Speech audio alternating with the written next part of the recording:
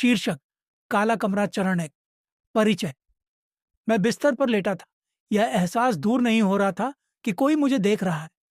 परछाइयां जैसे हिल रही थीं और हवा में एक अजीब सी घुटन थी। चरण 2।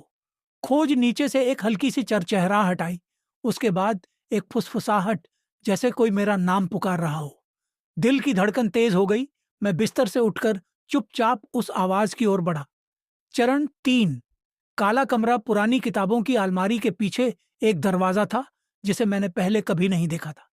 दरवाजे की चांदी की हैंडल असामान्य रूप से ठंडी थी। दरवाजे पर लिखा था, प्रवेश निषेध। मेरी उंगलियां कांपते हुए दरवाजा खोला और एक ठंडी सिहरन मेरी रीढ़ में दौड़ गई। चरण 4।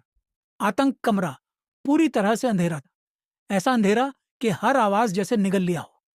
मैंने हल्की सी सांस ली, जैसे कोई कुछ मेरे पीछे खड़ा हो। घबराहट ने मेरे शरीर को जकड़ लिया। मैं मुड़ा, लेकिन कोई नहीं था। अचानक दरवाजा बंद हो गया। मुझे अंदर ही फंसा लिया। मुझे सांस लेने में परेशानी होने लगी। सोचने की ताकत खत्म हो गई। अंधेरा मेरे चारों ओर कसता जा रहा था और मुझे दूर से कदमों की आवाज सुनाई दी। वह पास आ रहा था। चरण 5। अंत घंटों बाद घर को छोड़ दिया गया।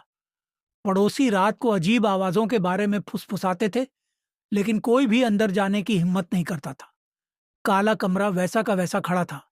उसका दरवाजा अब खुला था, जैसे किसी को आने का निमंत्रण दे रहा हो। लेकिन जो अंदर गए वह कभी वापस नहीं लौटे।